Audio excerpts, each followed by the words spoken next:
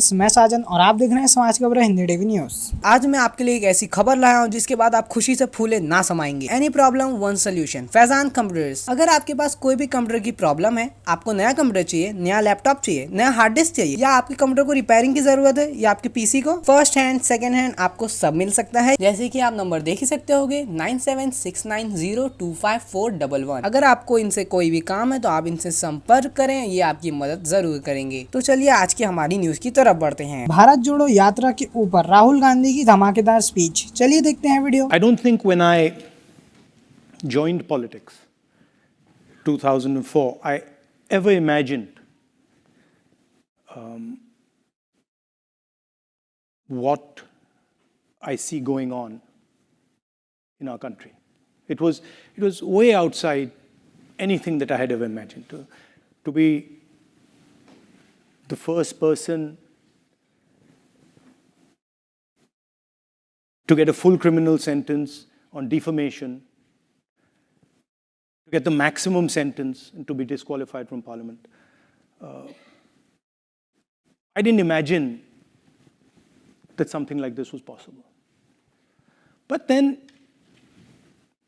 I think it's actually given me a huge opportunity, probably much bigger than the opportunity I would have sitting in parliament. That's just the way politics works. I think the drama started really about 6 months ago. We were struggling. The entire opposition is struggling in India. Huge financial dominance, institutional capture. We were struggling to fight the democratic fight in our country. And we decided none of the systems were working. Democracy isn't just about an opposition party. It's about a set of institutions that support the opposition party. And those institutions were either captured, certainly weren't playing the role that they're supposed to play. And so we decided to do something quite strange.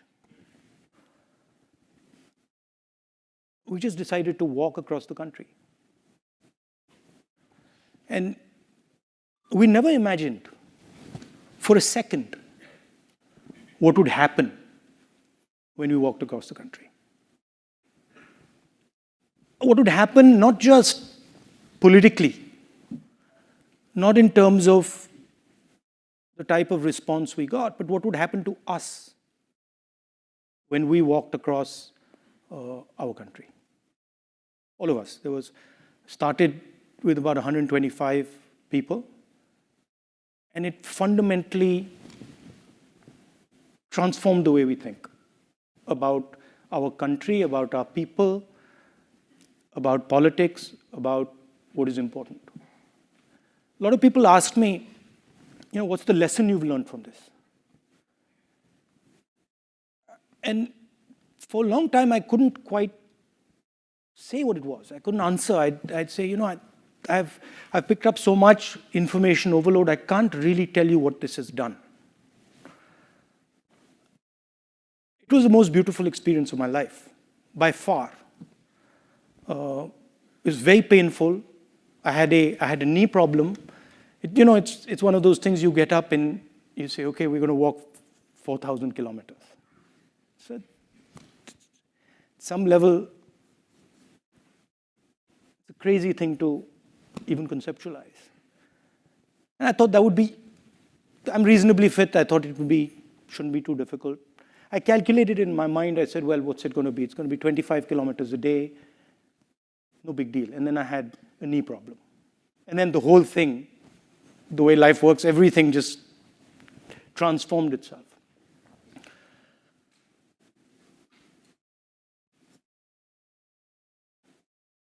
We met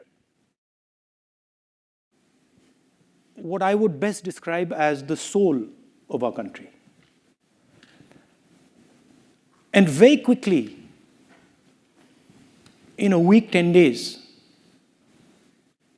a silence descended on us. We couldn't speak.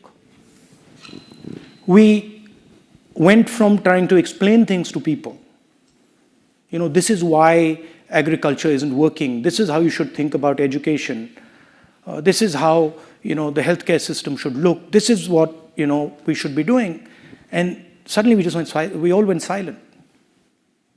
And we went silent because we came into contact with a intelligence that we had never seen, that we had never even conceptualized could exist. Farmers who many people would say, don't have an education, and then who are explaining things to us in a way that we just are in stunned silence. Right? And we saw this with farmers, with laborers, with small businessmen, everybody. And so this silence descended on us. And we just sort of stopped talking and started listening. And we heard tales of immense suffering. I mean, I can think immediately, I thought about one which sort of, to me, embodied the spirit of my country, our country. I was walking, and a young man came and started walking with me. And I put my arm on his shoulder, and suddenly I realized he didn't have arms. So he had no arms. And I tried to sort of make him a bit comfortable, didn't want him to feel that I know you don't have arms. He wasn't too bothered. And we started talking, and I asked him, listen, what do you do? And he looked at me and he said, I'm a mechanic. The immediate thing in my mind was, he's lying. How can he be a mechanic? He doesn't have arms. It's impossible. So I said, well,